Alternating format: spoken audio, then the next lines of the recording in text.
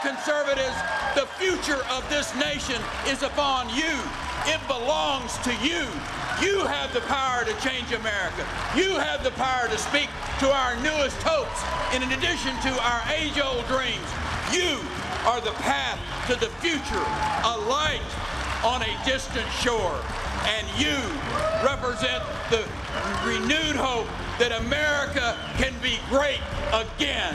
God bless you, and God bless this great country we live in. Last year, our next guest released Life Inside the Bubble, a best-selling memoir about his time as a Secret Service agent, on the presidential details of both George W. Bush and Barack Obama, and about his campaign as the Republican candidate for the Maryland Senate. Dan Bongino is currently running in Maryland for the U.S. House of Representatives, and he joins us now from the floor of CPAC. Dan, thanks so much for joining us. And you gave a speech yesterday making the moral case for conservatism. Tell me about that, please.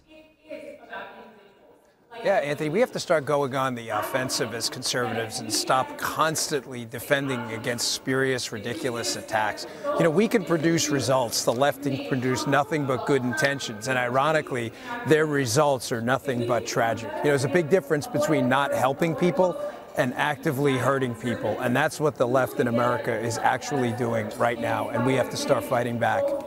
Now, Dan, when I listened to your speech and the themes you were talking about and helping children from disadvantaged neighborhoods, I mean, in some sense, I might label you as an anti-poverty activist. And a lot of people out there who just look from afar, they might sort of criticize and go, CPAC, Republican Party, no way, those guys don't care about that sort of stuff. What would you say to those critics? Well, I would say those critics are full of it. Listen, the reason my speeches are largely directed at lower and lower middle income folks is because I was one of them. And it was conservative principles, it was Republican ideas, it was libertarian, liberty-based ideas that enabled me to escape from a life of poverty. Listen, I ate bologna sandwiches and Cheerios for dinner, the cheap Cheerios, because we couldn't afford them. It was school choice. It was a local Catholic school taking us on as a charity case. It was the ability to have a job in a relatively prosperous economy, granted under the Bill Clinton years, which there were a lot of conservative ideas then. Government spending was lower. You know, it was healthcare. We had good insurance back then because the government regulations weren't as numerous. It was conservative ideas that gave me that path out. And these folks deserve a shot as well. And Dan, when I was looking at your campaign website, I saw that you had a number of campaign promises designed to help lower income people. You're speaking out against big business crony capitalism. What sort of sell is required for people in a position such as yourself to allow the people in the middle and maybe some sort of fiscally conservative Democrats to understand, no, you're actually speaking to what they want too? Yeah, absolutely.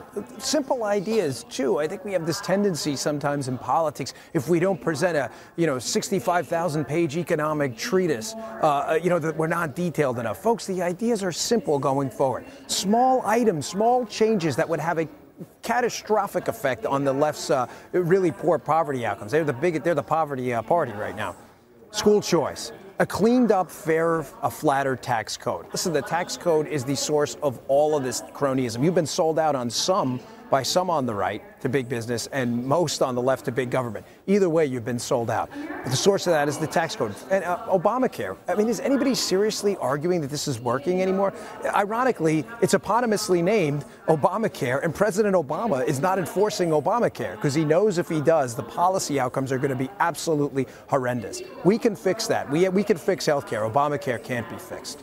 Now, you had an interesting line in your speech where you said, we're too busy arguing, debating about the Laffer curve. Meanwhile, the other guys are out there making emotional arguments. Do you think that the guys, I'm half joking here, but the CPAC guys or the people out there in the campaigns are a bunch of eggheads too focused on the policy and they got to do better on the emotional argument? And how do you think they can do better on that selling the emotion? No, ironically, the CPAC audience, the people who are here listening, are the people I'm targeting. The consultant class that's here, I'm not. I think they've lost. Their arguments are over. Their ideas on how to run effective campaigns clearly didn't work. We're getting crushed, folks. Right now, we're strictly playing defense. We're ceding entire states, entire regions, the Northeast in the United States. It's nonsense. The argument I was trying to make yesterday is the Democrats are very smart at putting their message on a Wheaties box. It fits right there. It's easy to understand, and everybody gets it. I'll give you an example. I'll say this to your audience or I'll shake their heads. The war on women. Completely, totally, 100% fabricated. It's an Aesop's fable. It's made up. But people believe it. People actually believe there's an actual war on women in the Republican Party, despite the fact that women are suffering under President Obama like no time in American history. They believe it. They get it. They understand messaging. It's like a Jedi mind trick. Us as a Republican Party, we have to get away from, when they respond with a war on women, responding with the Laffer curve. Because a lot of people in your audience right now are saying, what's that?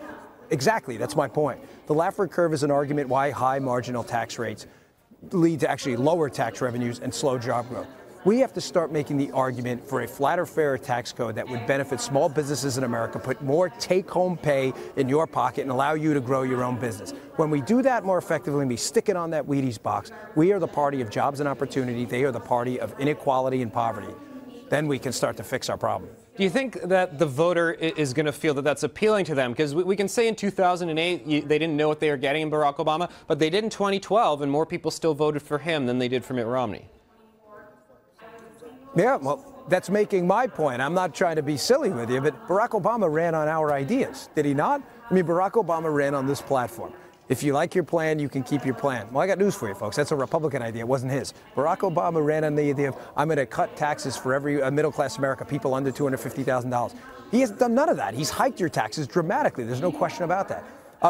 He said he was an education president. He was giving these speeches about how, now it's I care for my brother or whatever his new line is. Yet he defeated school, they wiped out the school choice program in Washington, D.C. So people voted in 2012 for ideas that are Republican ideas. They just got the wrong guy. He didn't run on his ideas. I mean, where was the campaign speech saying, I'm going to hike your taxes, I'm going to steal your insurance plan, and by the way, school choice stinks? I didn't see that campaign speech anywhere, did you? I mean, he stole our ideas and ran on our platform, and we let him. Dan Bongino, we're out of time, but thanks so much for stopping by. Oh, thanks so much. Appreciate the time.